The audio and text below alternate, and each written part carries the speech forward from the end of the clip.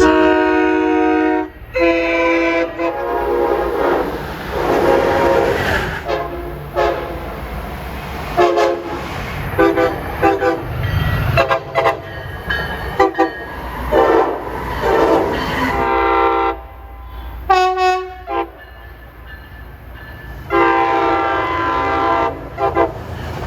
Well, folks, today is Saturday, January 27th, 2024. I'm at the Big E Exposition in West Springfield, Mass. Going to attend the Great Train Show here today. This will be my 27th consecutive year going to this thing, as long as they've had it. I don't count years they didn't have it because of the pandemic. Should be fun. See a lot of things and meet some people. We're in the Young Building. There are 4 buildings for the show. The Young Building, the Mallerie Building, the Stroll Building, and the Better Living Center. Here in the Young Building is the Kids Creek Railroad with some interesting power.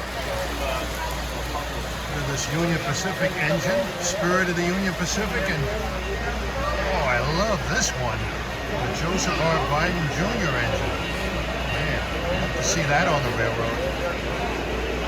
And there's the honoring first responders. Well, here's Bristol S-Gauge with some neat power. Union Pacific SD70 ACE.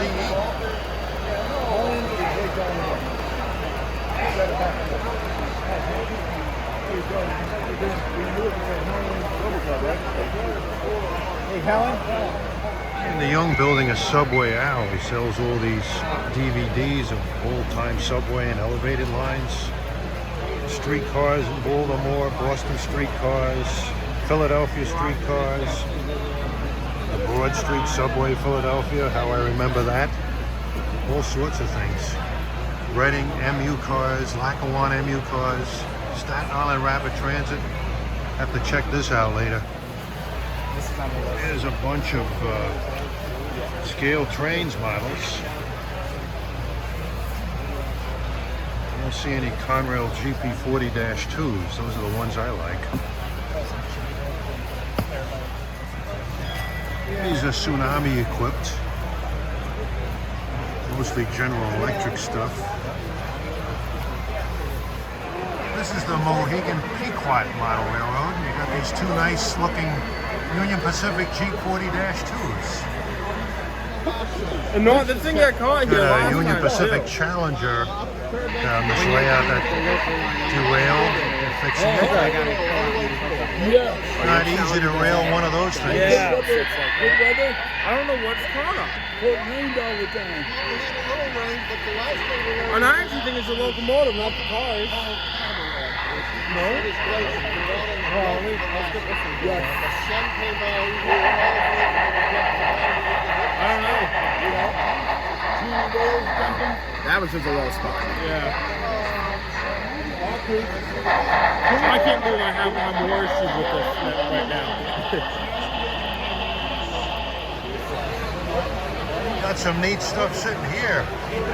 Now this one is a Conrail painted GP60M. They were supposed to get some of those, but the order was canceled. It's a Norfolk and Western Y6 2882.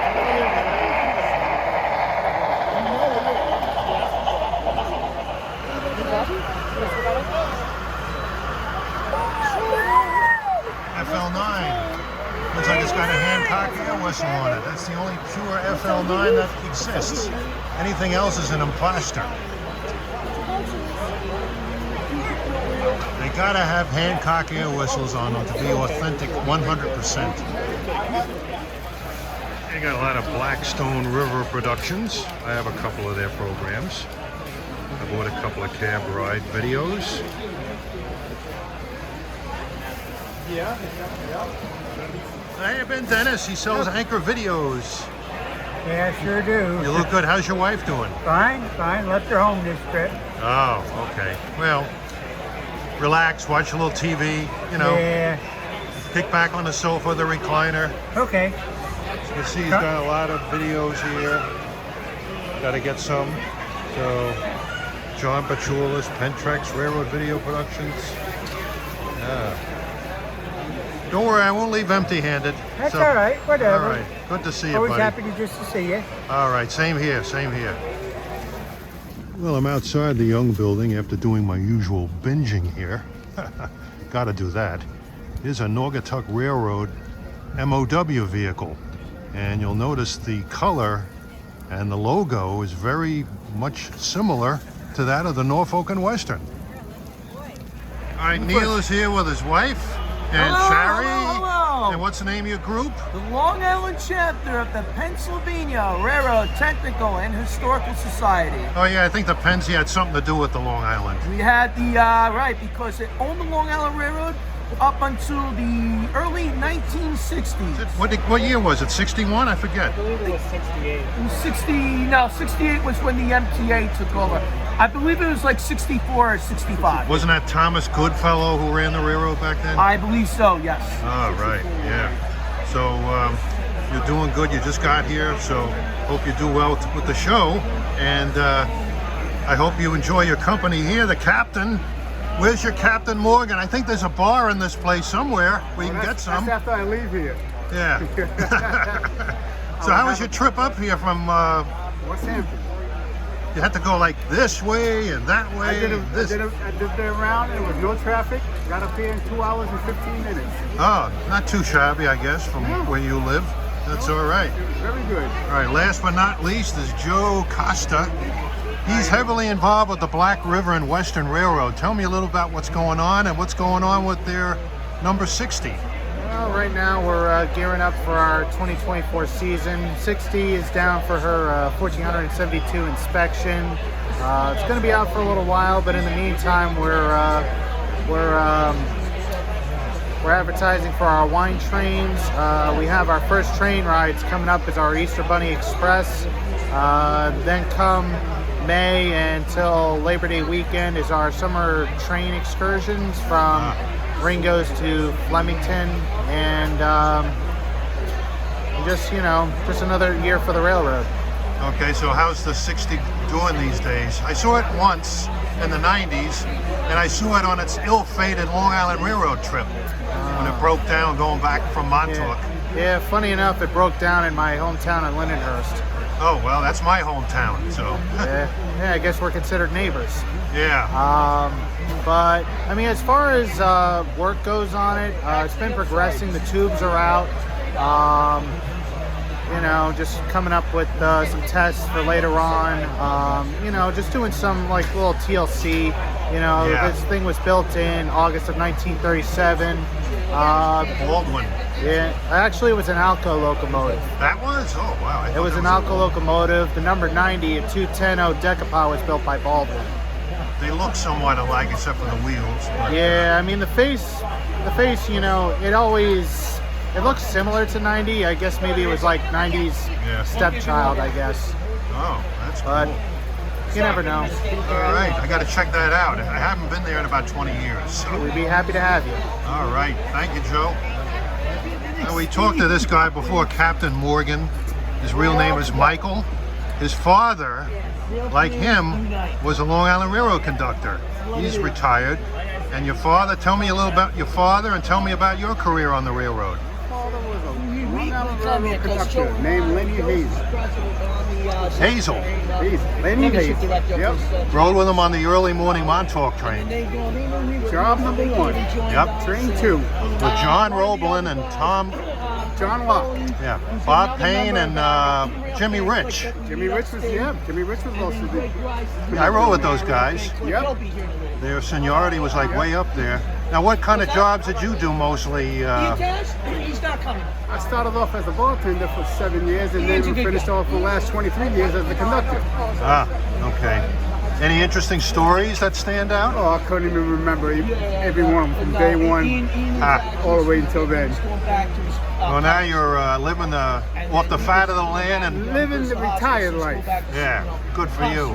Enjoying it. And saying you're waving at trains and I can't see you from the train. So he was waving at a train going to Montauk and I was looking all over the place and I couldn't find him. I was waving. Oh, I'll have to. And shining the light on the westbound. I saw the light coming back, but I didn't see you going out. All right. Good to see you, Mike. We were in the Young Building, and now we're in the Better Living Center, which is probably the biggest of the buildings that they use for this show. and it's something else, this show. Obviously the best train show, or arguably the best train show in the country. Well, here is a table for the Tunnel Inn Bed and Breakfast in Crescent, Pennsylvania, right alongside the NS Pittsburgh line. I've stayed there a couple of times. Stay there on my... Somebody knew me. Well, here's the northeast end track layout. Look at all this end gauge stuff here. Big boy will sit there and just drag whatever I want. Doesn't care what it is. I know a fella that has about 100 times the number of these end gauge locomotives. He could run his own little end gauge railroad. I'm looking for his railroad to appear in the New York Stock Exchange. ST70 ACE.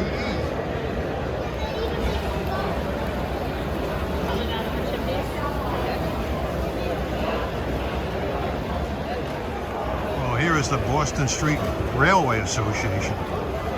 They have a number of books about Boston railroads. You got all these refrigerator magnets.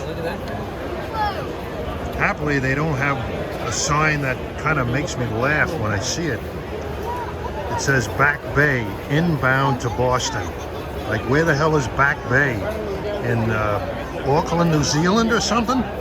As far as I know, it's as much a part of Boston as South Station is. Well, here's Roca prototype models. Got some nice looking auto racks. Ooh. This Union Pacific one looks sharp. Let's do these other ones. They're rebuilt multiple times. These are going to be the service cars. Nice to see auto racks without graffiti. Anything for that matter. Here's some Lionel stuff. Now this is a FP45 painted in the blue and yellow. It's in a paint scheme in the blue and yellow that I love with the yellow cab. But as far as I know, the FP45s are largely painted in a war bonnet scheme. But that might have been different before they started the war bonnet phase in the early 90s. Here's a SD40-2 in Santa Fe war bonnet colors. Santa Fe never had any SD40-2s in that paint scheme, but it just goes to show you just how spectacular any kind of a locomotive would look painted like that.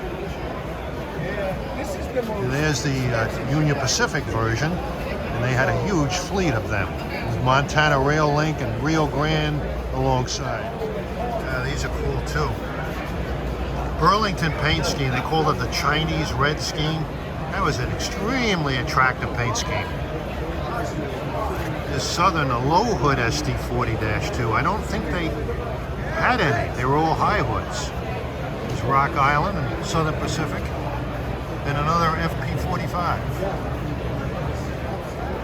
Here's a place where you can become the best dressed rail fan in town.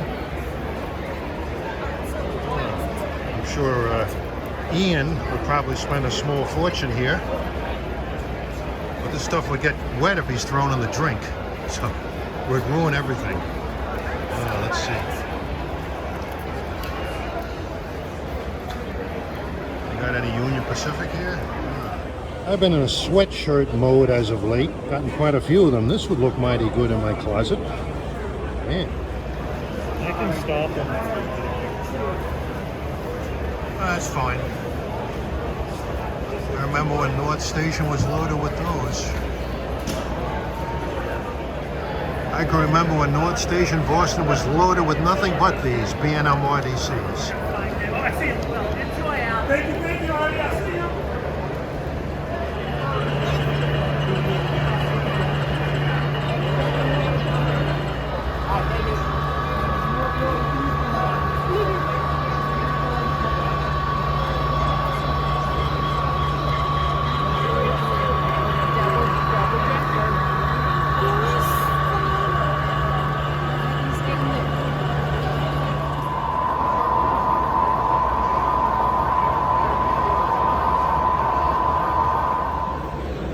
I was kind of in the market for some Union Pacific passenger cars because I have a Union Pacific SD70M that I'm getting upgraded with more superior sound quality, and I like to have them pull some equipment on this layout that I get involved with, but looking at the price tag on these, there's got to be a better way. But they look mighty good. Amherst belt lines. There's some nice handsome cabooses.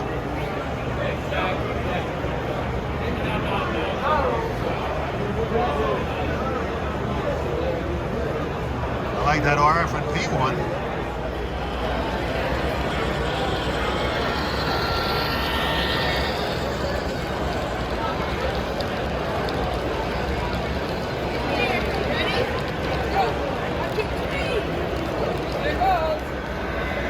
There's a main central RS3 here.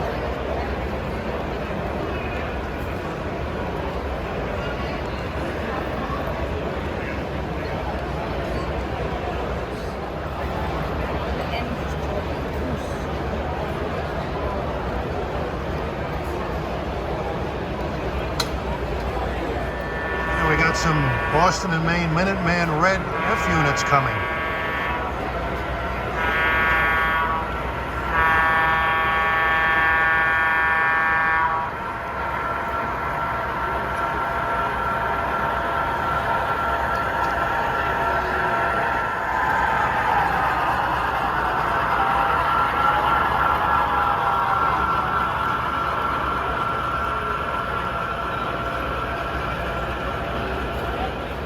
Nice lock sound billboard here. Conrail SD45, probably a form of Penzi. This looks like it might be a P5 horn. Looks nice. Looks like it would probably make a lot of noise, but look at the price tag on it. I don't think my wife would lend me the money for that. Here's the Boston and Maine Historical Society.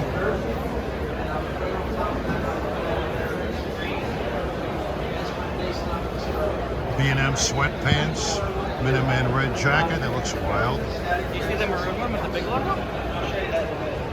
And some Maine Central and Boston and Maine hoodies. B&M was a great little railroad.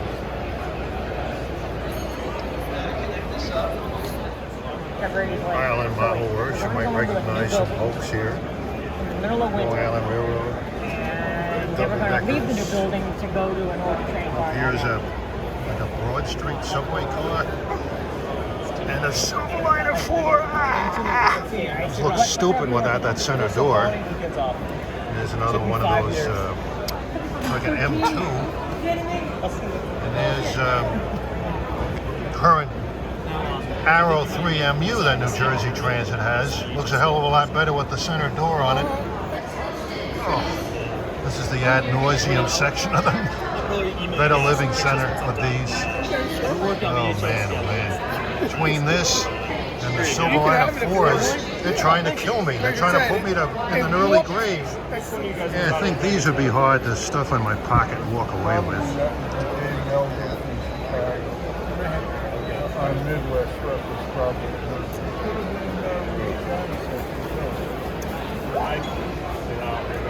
describe it. Have a beard? No. Yeah, those look nice. Okay. But so you're out of Philly then? No, that might look good on the Flying Yankees fireplace mantle. But I'm also. Oh, these tables look pretty cool. The Conrail and the Maine Central are sold. More N-gauge stuff.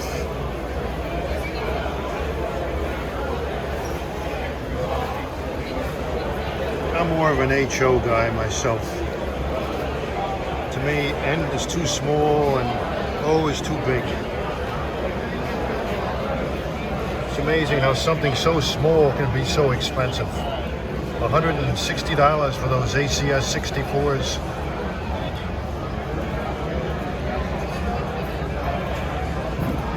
Siemens Chargers. We're over by the CT Rail desk. That's the Hartford line. Actually, it's a Connecticut brand for commuter rail. And we have here a manager. He just recently got promoted, Gregory. Tell me a little bit about what you do and what CT Rail's Hartford line is like. So I am a transportation supervisor, so I oversee the crews and the engineers, the conductors. He's an engineer himself. All right. And I do also do a bunch of other little things, like I help with the announcements that you hear on the trains. Just other miscellaneous stuff. That's it.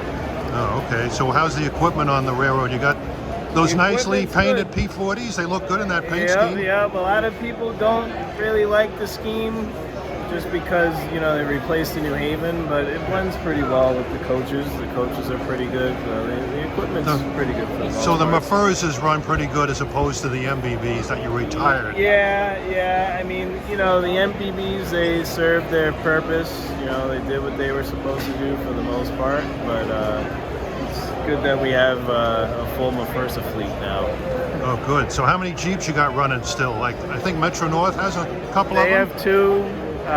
We have the rest. They're in and out of service. All the equipment, you know, rotates. We only have, you know, a certain amount of trains that run at a time, so all the equipment gets cycled through. Oh, and when are you getting some new equipment, your passenger car? Hopefully soon. Maybe 3-4 years. I don't know yet. You know, we'll see what happens, but they did put the order in, which is good. Oh, that's cool. So what is CT Rail? It runs not just the Hartford line, it does Shoreline East too, and Yeah, so that's under the CT Rail brand. Shoreline East is still run by Amtrak, but the CT Rail branding covers all of the rail in Connecticut.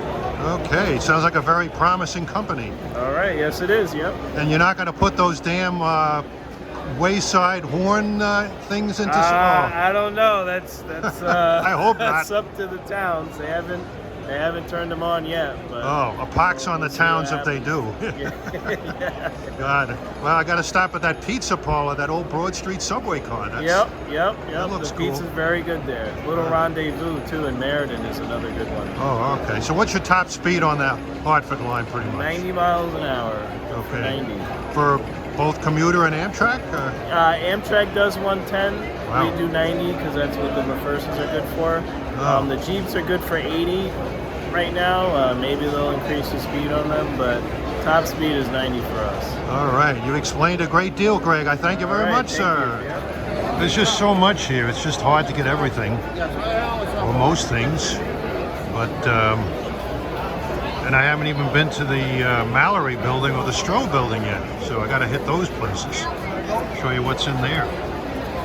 This is about the biggest crowd I've seen here in quite a few years since the pandemic. Well, now we're in the Stroh Building, and this company sells a lot of clothing, railroad-oriented clothing. You name it, they got it. Atlantic Coastline, B&O, Bangor and Aroostook, Belt Railway of Chicago, Canadian National, Central Georgia. A lot of oddball companies you don't normally see. Pretty much everything. I have an RF&P hat on right now. Let's see if they have any Union Pacific.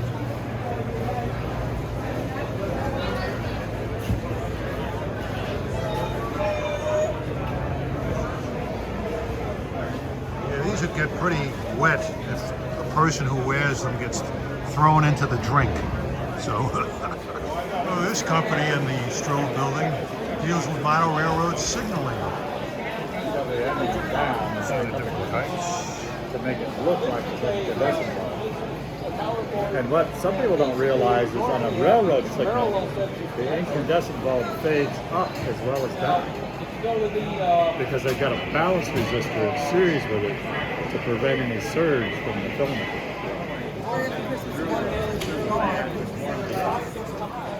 So the circuitry, don't ask me to explain it. I got a D in basic electronics in college. So to accomplish all of this in DC, for example, you'd have had a whole copper mine, right? Because you're getting detection, you're getting signal, and you're communicating to everything in the whole network. And all you're needing is, this is just power, the DCC signal, and just power for some of the nodes that need power. This is one version of the signal architecture that can tie together up to 32 signals. This is the LCC bus, which is tying together all of the nodes, and he's just using this as a way to tie together eight coil detectors in. It's just he's not using it as Ethernet, he's just using it as a way to tie. He's using the fact that this cable contains 4 pairs of tubes Of as a way lines to in get here. the coils back. He's not using them as a network. Interesting. And of course, in this, you've got detection basically every 2 feet. So that's the way it's set up. Yeah, Okay. and so you got a lot more going on in this space than you have in a real layout. Are you getting all of that, folks? Because I'm going to give you a quiz later. Don't give it to me. Oh, here is the New York Central modelers. Nice U25B there.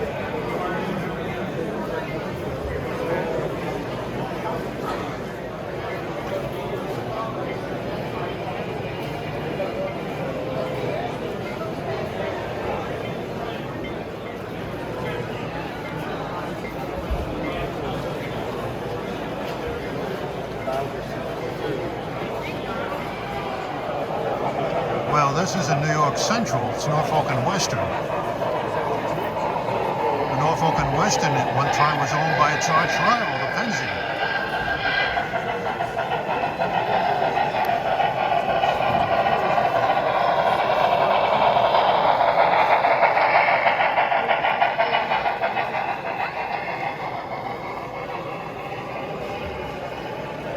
This is a monster train.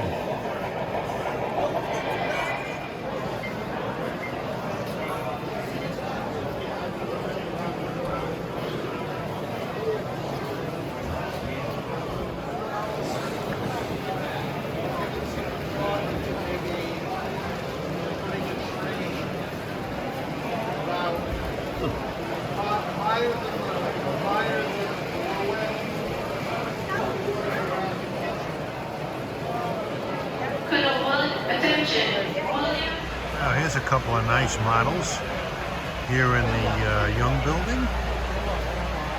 They're very common on CSX lines in New England. You'll find them on locals all over the place in New England.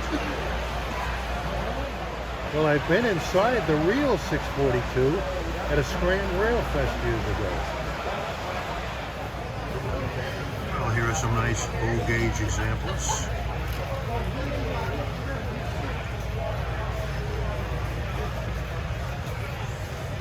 Now these I love.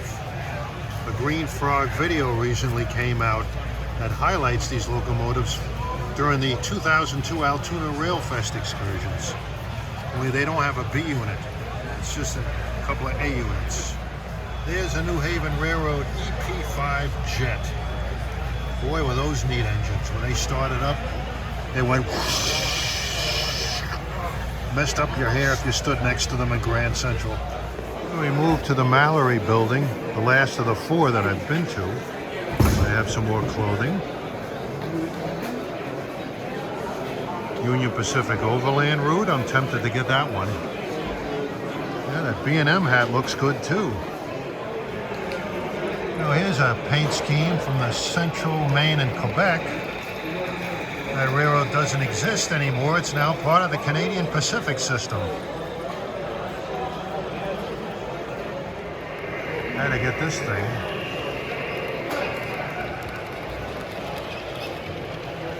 And Brady's Train Outlet has this military painted Canadian Pacific SD70 ACU.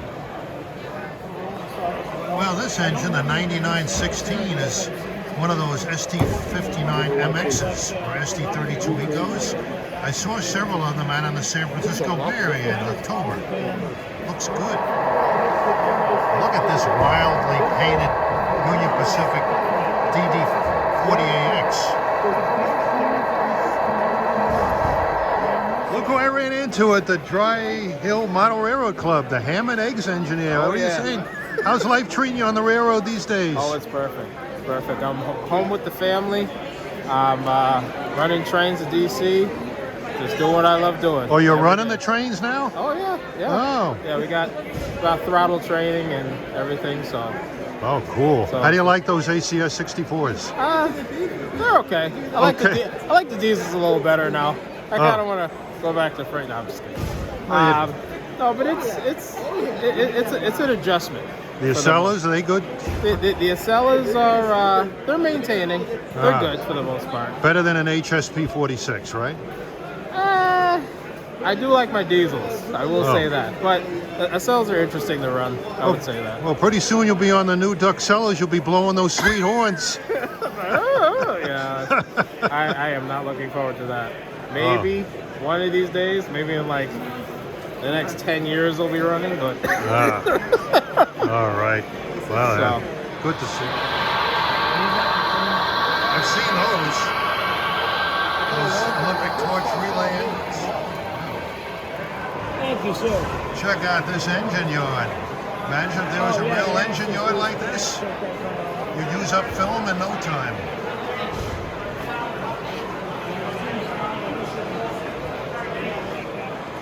Here comes a hodgepodge of locomotives. Probably about the only good thing that I would say.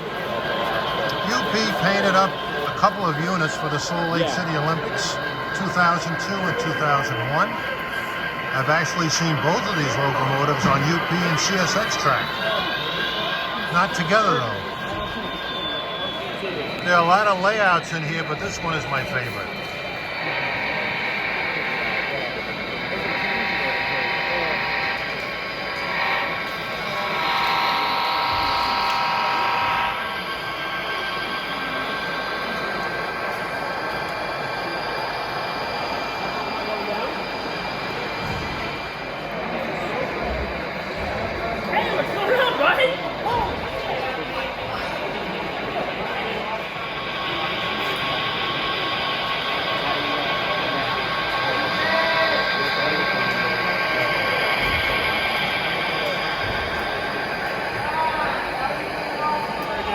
Yep. Dan Burgess. I missed Dan, but I saw Joe. My buddy Zeb from Springfield. Not together though. On CSX mostly. I think I did see one on the UP.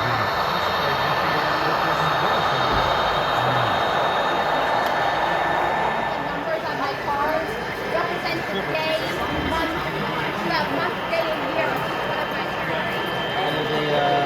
And the flat cars with the computers on them are days when I've had more than one grain sugar in one day. Thank you.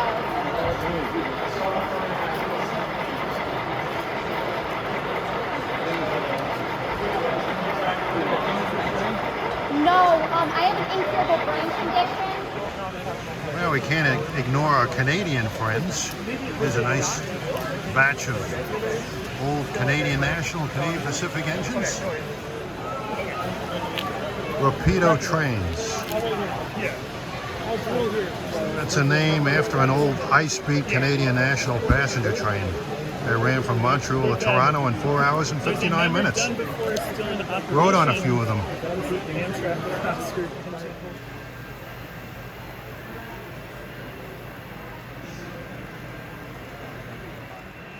This is the 4 County Society of Model Engineers.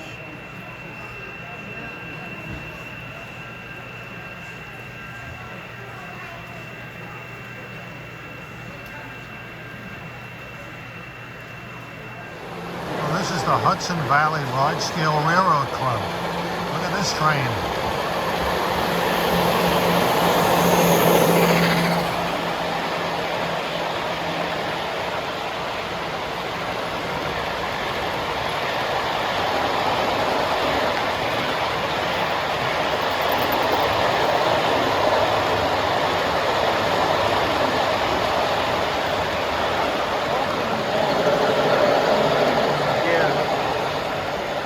It's not authentic. There's no graffiti on those cars.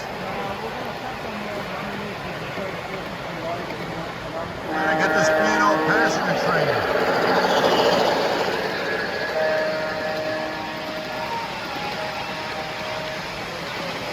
Capital Limited.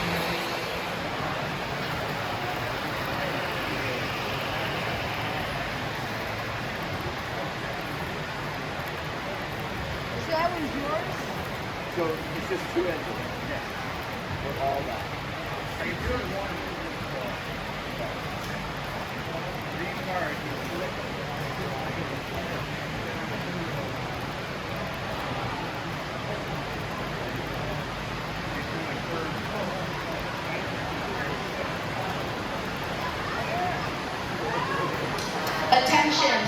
White Nissan Frontier, Vermont plate 3117. Your car needs to be moved, please, before it is towed. Thank you. That's not mine.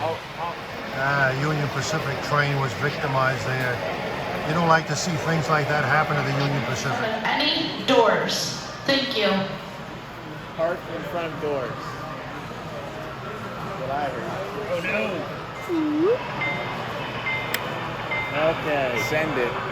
New Hampshire North Coast, TP38-2s. They rolled gravel for the Big Dig project in Boston.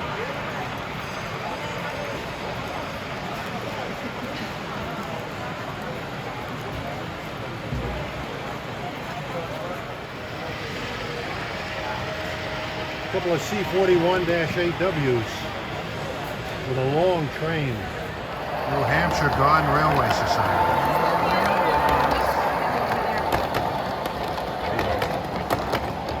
We did just before we left.